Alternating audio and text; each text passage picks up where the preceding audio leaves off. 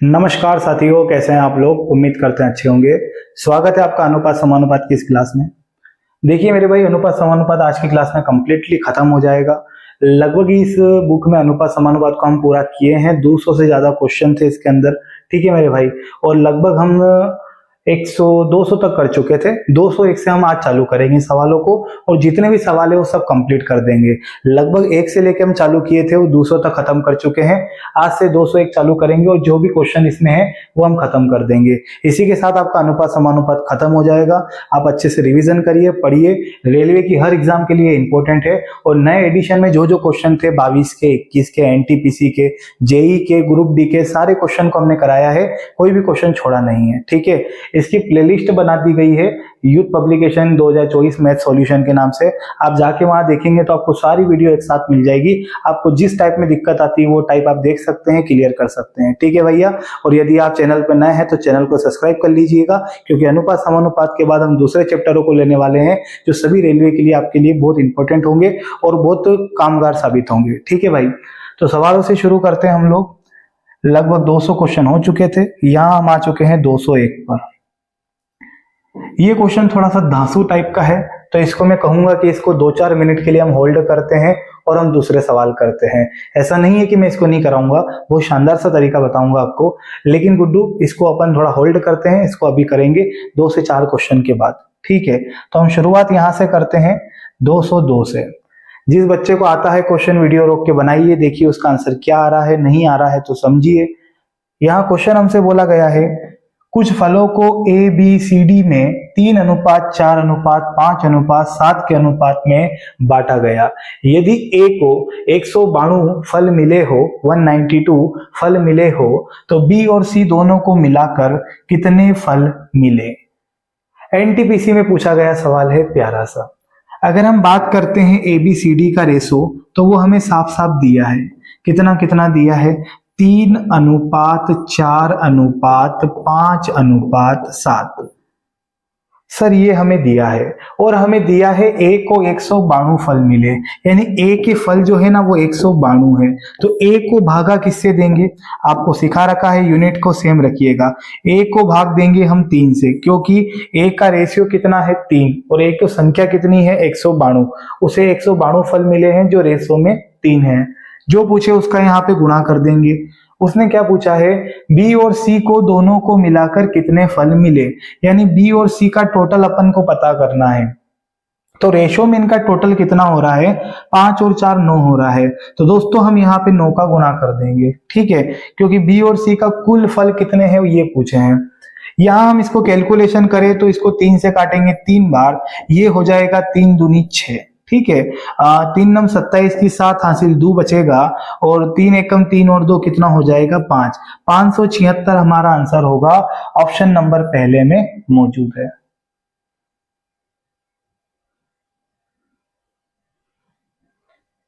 ठीक है, next question NTPC CBT 1 में पूछा गया है। देखिएगा, क्या संख्याएं 30, 40, 45 और 60 समानुपात में हैं? ऑप्शन प्यारे प्यारे दे रखे हैं। ये कह रहा है हाँ समानुपात में है। ये कह रहा है केवल 30 और 40 समानुपात में है। ये कह रहा है केवल 45 और 40 समानुपात में है, समानुपात में नहीं है। और ये कह रहा है नहीं, संख्याएं समानुपात ही नहीं है। चलिए भाई, सबसे बढ़िया बात, आपने इस बुक में चौथा टाइप पढ़ा होगा, जो मैंने कराया भी है। उसमें समानुपात वाले सवाल बहुत सारे आए थे, ठीक है। फर्स्ट प्रपोर्शन, सेकंड प्रपोर्शन, है ना, थर्ड प्रपोर्शन, बहुत सारे सवाल हम किए थे। चलो अगर यहाँ पे हम सवाल देखें 30, 40, 45 और 60, इसको जमा लीजिए। पहले हम लिखेंगे 30:40, ठीक है, समानुपात हम लिखेंगे 45/60, है ना, यानी 45:60। एक ही बात है, 45:60। इसका मतलब क्या होता है कि सर 30 के बटे में 40 लिख दो, और बराबर, समानुपात का मतलब क्या हो जाएगा? बराबर, और 45 के बटे में कितना लिख दो? 60 लिख दो। 45 के बटे में कितना लिख देंगे? तो 60 लिख देंगे। चलिए इसको काटते हैं, अगर कटता है तो 0 से 0 खत्म। अगर इसको काटें तो 15 तिया 45 हो जाएगा, और 15 चौक 60 हो जाएगा। 15 तिया 45, 15 चौक 60।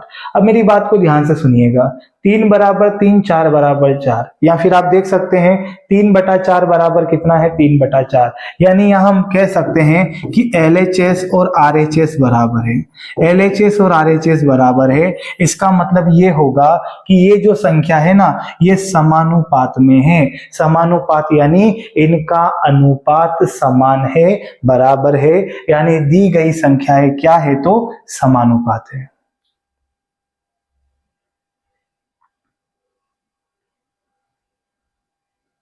ठीक है मित्रों, आगे बढ़े। इस सवाल को पढ़िएगा। यहां कह रहा है E जो है A B का 2 गुना है, B D का आधा है और D C का 3 गुना है। बहुत बढ़िया। A D का कितने गुना है ये पूछा है, मतलब हमें A का रेशो भी पता होना चाहिए और D का रेशो भी पता होना चाहिए। ये कह रहा है A B का 2 गुना है, ठीक है, B D से आधा है, D का आधा है, C जो है ना वो D का के गुना है, 3 गुना है। अच्छा देखो, हम लिखते हैं A B C D, क्या यहीं पे सवाल जम जाएगा क्या, बनाते हैं।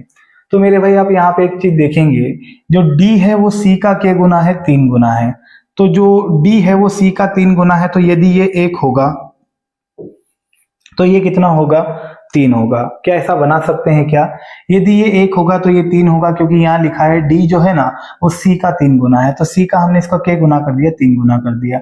अब आगे बात करते हैं। उसने बोला जो B है वो D का आधा है, जो B है वो D का आधा है, तो D कितना है, 3, तो 3 का आधा कितना होगा, 3/2। समझ रहे हैं, 3 का आधा कितना होगा, 3/2। तो यदि ये 3 के रेशो में है तो ये आधा होगा, यानी इसको हम लिख सकते हैं 3/2। आगे बढ़ते हैं, तो इसने हमें शुरू की लाइन में क्या कहा था, A जो है वो B का डबल है, तो इसका अगर 3/2 का हम डबल करेंगे तो 3 प्राप्त होगा। समझे, नहीं समझे तो यहाँ देखो, ये 3/2 है, ये 3/2 है, इसका डबल करना है, तो डबल करने के लिए किसका गुणा करेंगे, 2 का गुणा करेंगे, और 2 से 2 कैंसिल होगा तो 3 ही बचेगा ना। तो हम यहाँ क्या बोल सकते हैं कि यहाँ रेशो कितना आएगा, तो 3 आएगा। समझ गए। अब देखो बात को समझिएगा, पूरा फंडा आपके सामने दिया है। A B का 2 गुना है, A को B से के गुना कर दिया, 2 गुना, B D का आधा है, तो D अगर 3 है तो ये 3/2 यानी आधा कर दिया। D जो है वो C का 3 गुना है, D जो है वो C का 3 गुना है, तो यदि ये 1 है तो इसे क्या कर दिया, 3 कर दिया। सारी चीजें आपके सामने क्लियर है। अब मेरे भाई आपको पता है, अगर आप पिछली क्लास देखे हो तो रेशो बनाना याद होगा आपको, ये 2 है ना, इस 2 का गुणा इधर भी करेंगे, इधर भी करेंगे और यहाँ भी कर देंगे, जो फ्रैक्शन में बटे में दिखाई दे रहा है। तो 2 का गुणा यहाँ करेंगे तो 3 दूना कितना होगा, 6, यहाँ करते हैं तो यहाँ 3 ही रहेगा। अगर 2 का गुणा यहाँ करें तो 2 एकम 2 होगा, और 2 का गुणा यहाँ करें तो 2 तिया कितना होगा, तो 6 होगा। ये सब का रेशो निकाल लिया हमने A B C D सभी का। ठीक है, अब हम बात करते हैं हमसे पूछा क्या है। तो दोस्तों हमसे पूछा है A D का कितने गुना है, यानी जो ये A है ना वो D का K गुना है, A जो है वो D का K गुना है। तो आपको दिख रहा होगा ये भी 6 है और ये भी 6 है, ये 6 का K गुना है तो 1 गुना है। आ रही बात समझ में, K गुना है तो 1 गुना है, यानी ऑप्शन नंबर D हमारा आंसर हो जाएगा। ठीक है भाई, अगर आप बेसिक करेंगे तो फिर इसके नीचे 1 मानना पड़ेगा, इसके नीचे 1 मानेंगे, इसके नीचे 1 मानेंगे, जो भी एलसीएम आएगा उसका ऊपर गुणा करेंगे, इस हिसाब से हम सोल्व कर सकते हैं।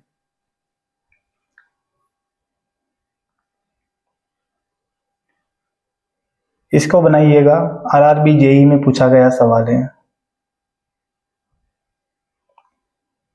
एक काम को करने में PQRS जो है वो उनकी क्षमताओं का जो अनुपात है 2:3:5:4 है।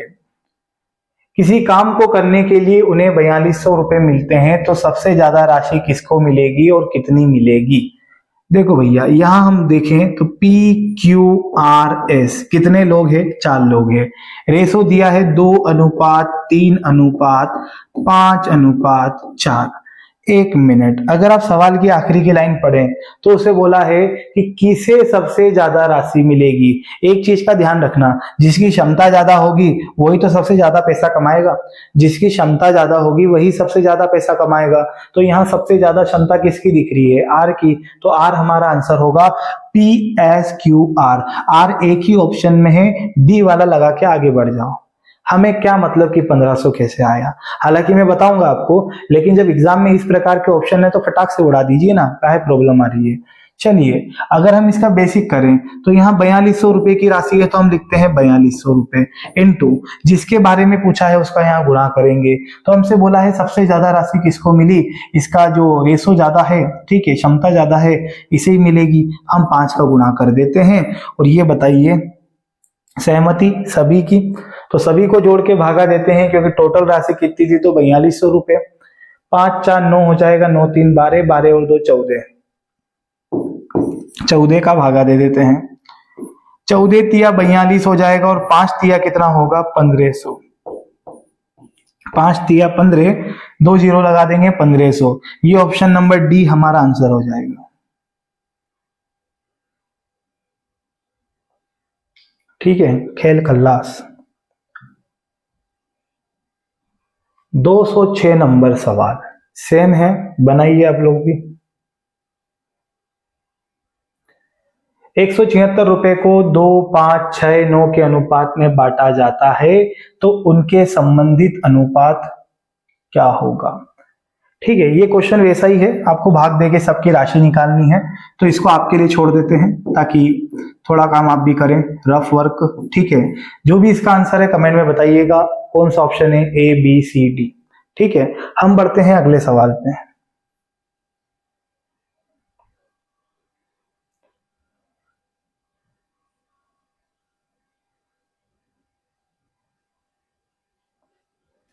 क्या कह रहा है क्वेश्चन, 1870 रुपए को 3 भागों में इस प्रकार बांटा जाता है कि पहले भाग का आधा, दूसरे भाग का 1/3 और तीसरे भाग का 1/6 भाग तीनों आपस में बराबर है। तो तीनों भाग बताइए। बिल्कुल बताएंगे। देखो, पहले भाग का आधा, आधे का मतलब होता है 1/2, का की के बोले तो गुणे का चिन्ह लगाते हैं, तो पहले भाग का आधा, फिर बोला है दूसरे भाग का 1/3, 1/3 मतलब 1/3 है ना, 1/3, और तीसरे भाग का 1/6 भाग, ये बोला है तीसरे भाग का 1/6 भाग तीनों आपस में बराबर है, तीनों आपस में बराबर है। अगर इसको हम आगे बढ़ाएं तो ये कैसा हो जाएगा, A/2। ठीक है, ये हो जाएगा B/3 और ये हो जाएगा दोस्तों C/6। अगर इसको हम चाहे तो काट सकते हैं, लेकिन चलो नहीं काटते हैं। आपको पता है जस्ट इसके पहले वाली सवाल में ऐसा क्वेश्चन हमें दिया गया था, तो मैंने आपको बताया था कि जब बराबर होता है तो A के नीचे वाला A का मान, B के नीचे वाला B का मान और C के नीचे वाला C का मान होगा। कोई संख्या तो है नहीं ऊपर, वरना हम दूसरा तरीका करते, लेकिन यहाँ पे सीधा सीधा दिख रहा है, ये A के नीचे वाला A का मान, B के नीचे वाला B का मान और C के नीचे वाला C का मान होगा बराबर की कंडीशन में। तो चलिए मेरे भाई, टोटल कितनी राशि है, 1870 रुपए की राशि है, तो इसको टोटल से भाग देते हैं। 1870 में हम टोटल रेशो से भाग देंगे, तो ये कितना हो रहा है, 6 3 9 और 9 2 11, यानी 11 से इसको भागा देते हैं। 11 से भाग दें तो 11 एकम 11, 7 बचेगा, 11 7 77, पीछे आएगा 0, यानी कितना आएगा 170, 170। गुणा कर देते हैं मेरे भाई सब में ले जाके, तो अगर 17 का गुणा यहां करें तो 17 दूना 34 यानी 340 आएगा, क्योंकि हम गुणा 17 का नहीं कर रहे हैं, 170 का कर रहे हैं, लेकिन हम इसको 17 पढ़ रहे हैं। ठीक है, 17 तिया कितना होगा 51 यानी 510 हो जाएगा। ऐसा ऑप्शन में आपको दिख रहा है क्या, तो आप देखो 340 510, तो यहाँ 340 है 510 है, यहाँ पे 340 है 490, ये गलत है। चलिए यहाँ भी गुणा कर देते हैं, 17 छके कितना हो जाएगा 102 और पीछे लगेगी 0, यानी ऐसा हमारे सेकंड ऑप्शन में फॉलो कर रहा है और सेकंड ऑप्शन हमारा आंसर हो जाएगा। ठीक है मित्र,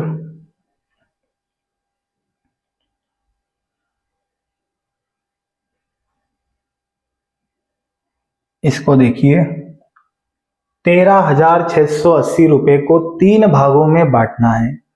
ठीक है, पहला भाग तीसरे भाग का 3/5 है और दूसरे तथा तीसरे भाग का अनुपात 4:7 है। पहला भाग कितना होगा, इसके तरीके तो बहुत सारे हैं, लेकिन हम क्या अगर डायरेक्ट बनाए तो हम ऐसा कर सकते हैं क्या, 3 भाग है तो ए बी और सी, 3 भागों में बांटना है। पहला भाग तीसरे भाग का 3/5 है, इस लाइन को छोड़ दो, इसको पढ़ो। दूसरे भाग तथा तीसरे भाग का रेशियो 4:7 है, ठीक है। तो यानी इनका रेशियो कितना है, 4:7। क्या ऐसा लिख सकते हैं, इनका अनुपात 4:7 है। और दोस्तों शुरू की लाइन में क्या बोला था, पहला भाग तीसरे भाग का 3/5 है, इसका 3/5 निकालते हैं। देखिए अगर हम बोले 7 जो है वो तीसरा भाग है, वो तीसरे भाग का 3/5 कितना होगा, तो इसका निकालते हैं 3/5। 3/5 इसका निकाले तो ऊपर हो जाएगा 7 तिया 21, और नीचे क्या बचेगा मेरे दोस्त, तो 5 बचेगा। क्या बचेगा, 5 बचेगा। अपन अलग अलग भी निकाल सकते हैं एबीसी का रेशो करके, ठीक है। देखो फिर से समझना, ई दोनों का रेशो दिया है, उसने बोला पहला भाग तीसरे भाग का 3/5 है, तो इसका 3/5 क्या होगा, 21/5, ठीक है। क्लियर है ना, करके देख लीजिए, इसका 3/5 का होगा 21/5। चलिए अभी करा था वैसा ही तरीका, 5 का गुणा इधर भी करेंगे और 5 का गुणा इधर भी कर देंगे, इसमें को छोड़ दीजिए। तो ये हो जाएगा मेरे भाई 21, ठीक है। रेशियो ये कितना हो जाएगा, 5 चौके 20 हो जाएगा, और इधर देखे तो ये कितना हो जाएगा, 7 पंजे 35 हो जाएगा। बहुत सुंदर, ये एबीसी का मैंने रेशियो निकाल लिया, ठीक है। टोटल राशि पता है क्या आपको, टोटल राशि दे रखा है 13,680, लिखे देते हैं 13,680। जिसके बारे में पूछा है उसका यहाँ गुणा करेंगे। उसने बोला है पहला वाला भाग कितना है ये बताइए, तो पहला वाला भाग का रेशो कितना है 21, वो साथ में रखेंगे और सहमति तीनों की, 3 लोग है ना तो तीनों सहमति देंगे, ये तीनों को जोड़िएगा तो ये हो जाएगा 5 और 1 कितना, 6 हो जाएगा, और 3 2 5 और 2 कितना हो जाएगा 7, 76 यानी 76 मिला। कितना मिला दोस्तों, 76।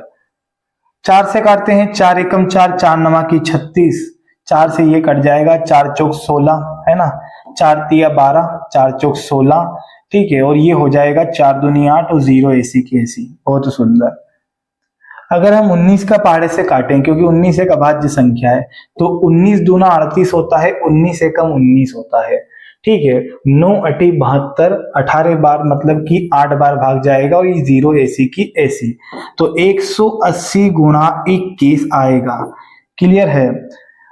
यहाँ पे अगर हम गुणा कर दें तो 18 एकम 18 की 8 हासिल 1, 18 दूना 36 और 1 37, 3780 हमारा आंसर हो जाएगा। 3780 ऑप्शन नंबर फर्स्ट।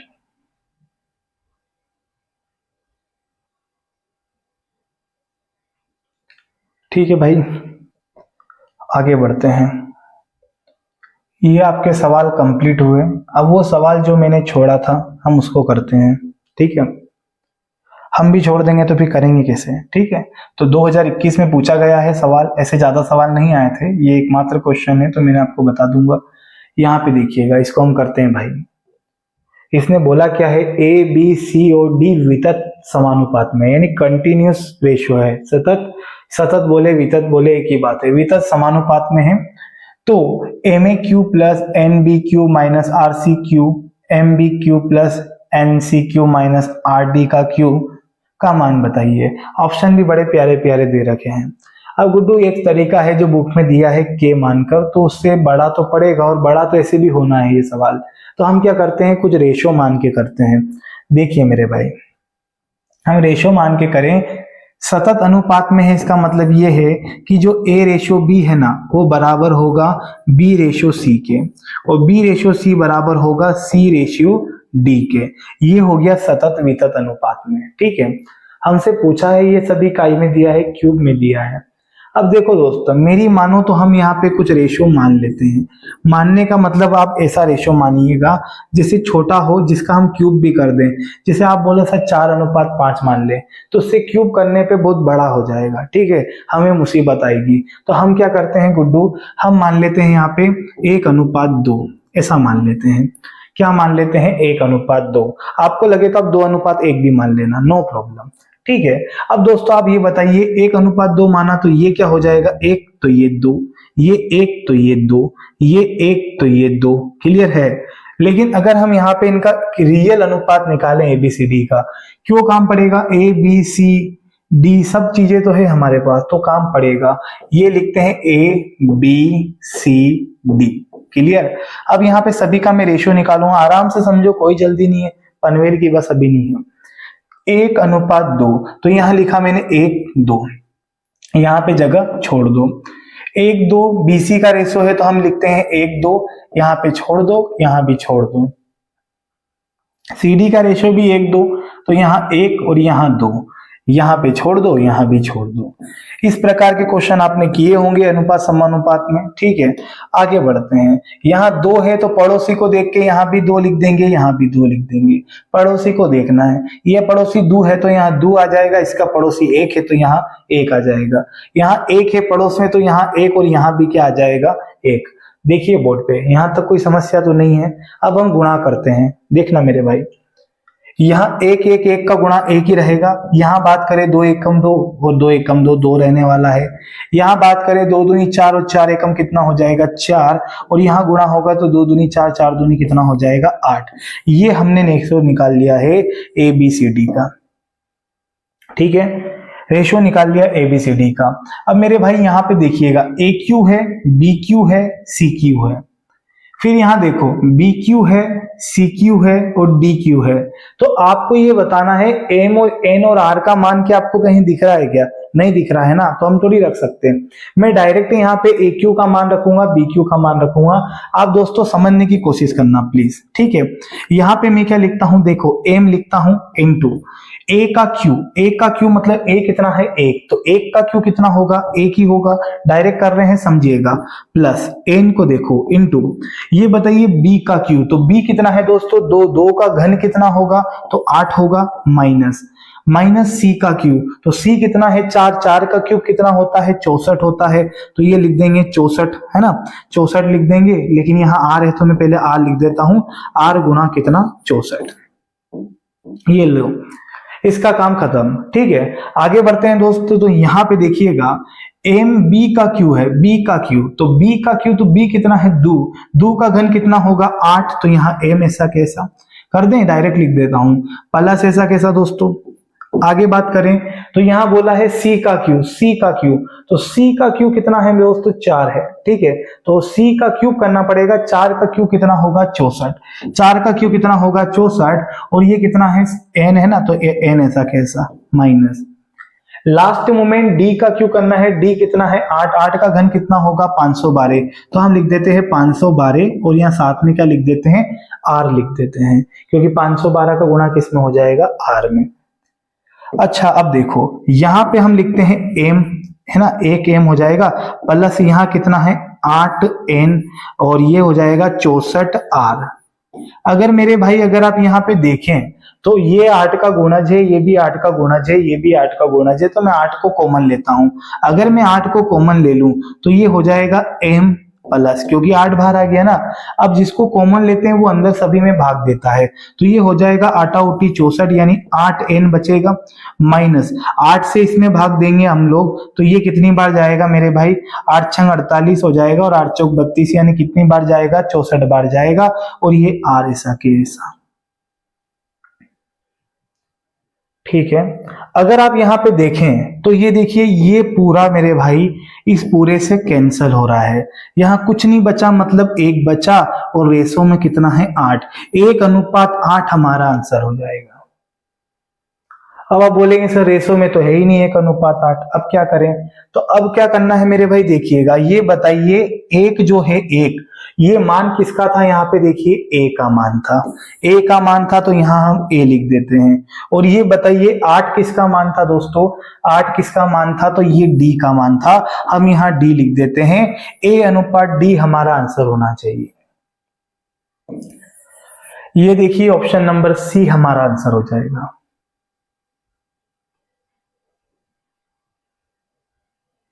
ठीक है मित्रों, देखिए वो सवाल इतना इंपॉर्टेंट नहीं है, इतना आता नहीं है, लेकिन फिर भी बुक में दिया था तो मैंने आपको करा दिया है। ठीक है भाई, बाकी आपका अनुपात समानुपात पूरी तरह से हमने खत्म कर दिया है। अब हम नेक्स्ट चैप्टर को शुरू करेंगे, और सारे उन चैप्टरों को पहले लेंगे जो आपके रेलवे के एग्जाम के लिए बहुत महत्वपूर्ण है। ठीक है, जो आप क्लास नहीं देखे हैं वो प्लेलिस्ट में जाके देख सकते हैं। और मेरे भाई वीडियो अच्छा लगा हो तो जरूर लाइक करिएगा, चैनल को सब्सक्राइब कर लीजिएगा। मिलते हैं नेक्स्ट वीडियो में। जय हिंद।